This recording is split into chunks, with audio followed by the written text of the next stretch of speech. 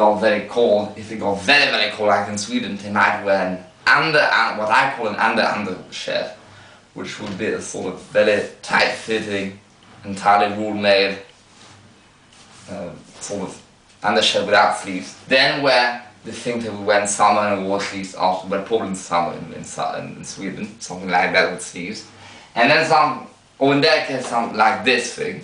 And then on top of that, they would wear something, I don't know, I gave it to somebody to test, I don't have it in there, but something with sleeves that is even more heavyweight than the undershirt. That would be the over undershirt. And then they would wear the shirt. They would basically have 4 layers before they would even start wearing the waistcoat and kit. Okay, they would play around with these, only wearing 2 of these and whatever. Now, this is long because, again, especially for working classes, the part touching the groin will be either their shirt, for example, think of British men in summer, but working classes will probably be still wearing an undershirt, but just a lighter weight one than this. This would sort of be more the weight of his undershirt for winter. But because obviously Britain is not a cold country, Britain is a mid-weathered country.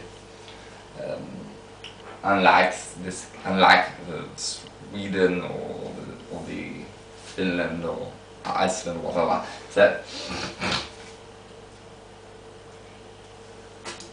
So what they would do is wear this, and this would be the actual briefs touching the groin area, and they say that leather ones they might be washed every 2 days, right? And then knowing that it was only, they probably took a bath only once a week, so it would be filled with groin area stones, excrement stones there after 2 days, and they would have the shell on top. Think just in summer or even until autumn, even until winter for Britain. And then they would have the undertrousers. So the undertrousers might be washed only every 2 weeks and the shirt every week. Actually they won't do, they will wash it, they might just, but never mind that. Might do a quick wash up or just take a spare and do a big laundry day every 3 months or something. Then it also depended whom and where exactly he lived. So, hence why they were long. Also some people would sleep in them without any bottoms, that it would cover their part. Like I do actually use, but most of them would just take their shell off and keep that and sleep in that. What I do is, I actually have separate nightwear and I use that, as I explained, as separate nightwear. But what looks period accurate is the remotely, rather protrudent collar, which is higher than what one finds the most handies post 1950. A very large placket that is very long. It is very long and split on the sides.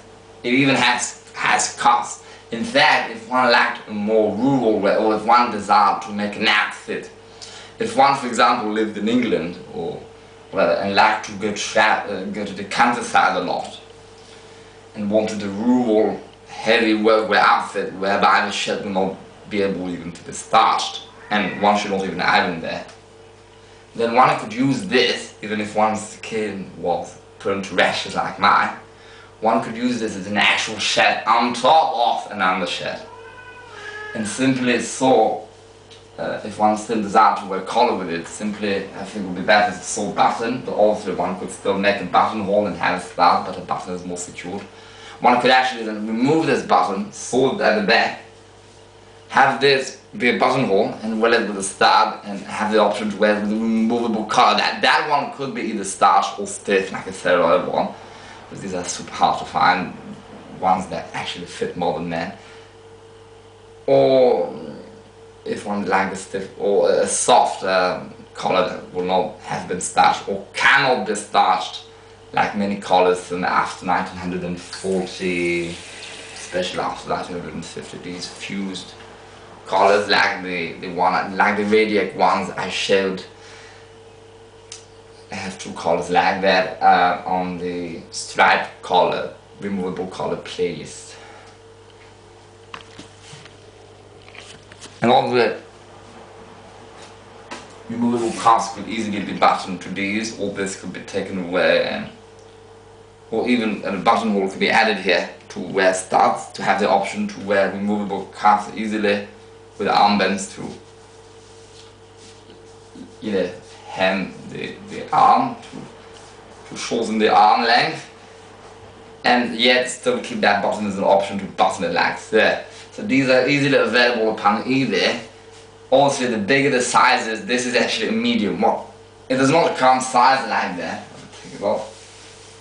It comes in peeled sizing from Sweden, but the seller, that seller, because they have entire stocks, I forgot the name of the seller, they put modern interpretational sizing and then giving measurements. They did that very clearly. So this one actually says a 6, or what that corresponds to. And it corresponds to a modern medium, and they are talking about the chest width. I asked them about the collar size and the sleeve length and even the shoulder width prior to purchasing, but they could not answer me because they are all packed in warehouses, ready to be shipped, so they did not know. I bid my luck, and anyhow, these types of sizing are very important when below a shirt, but since it is too itchy for me to wear, and it is also too warm for the buyer, especially in summer, I just went with the luck because it was not very expensive. Some other sellers offered them for hundreds of pounds, which is simply ridiculous. This costed me about £50, I think, with the delivery to France and the ship and the VAT import taxes. So there were other sellers in the US that just had a few, and so they would actually share the photographs, not generic photographs, but simply the photograph of the actual item one would get. But these sellers were awfully annoying. They would not, I would keep asking, they would not understand basic measurements and my questions, and I could also keep trying to explain to them, sending out entire paragraphs trying to explain to them what I wanted as measures. And the price in the end was not less expensive because the shipment from the US would be even more than from France, than from Britain. So, and also these were not new, at least with these were new old stocks, unworn, completely new life, as one may see.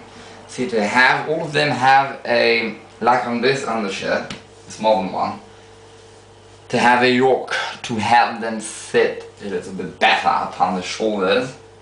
Obviously the shoulder width would be way too small if that had been a woven cloth, but since it is for me to wear and even be able to put it on, but since it is very quite elasticated, as much as this, or little, yeah, probably as much as that, or tad less, I don't know.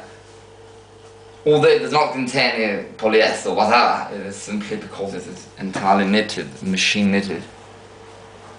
Obviously the shoulder width should be much smaller in order to accommodate even large shoulder blades, even for people who like non-tight fitting clothes like myself. The color on that one is less of a gray, more of an olive green, like a bird pool type of green. And also the placket is what would be very hard to find in a second-hand modern thing from after 1950. Because to be modern, one should go with second-hand items, and all these modern imitations that are less accurate, although they try to imitate the 90s clothing, are less accurate than that. Because they probably use cloths that are more modernly treated as in actual 2010s, 2020s treatments than these, also, which is still about 100 years or 80 years old, or at least 85 years old. So, and also it's from the army. What I already explained entirely. And also they will not be long like that. But some people do not like them long. The length thing is not so much a problem, especially if one is asked to do polite society. In other words, upper middle class and above. And also it could still be hemmed or cut. Although I do not like altering items, even when they are brand new imitations.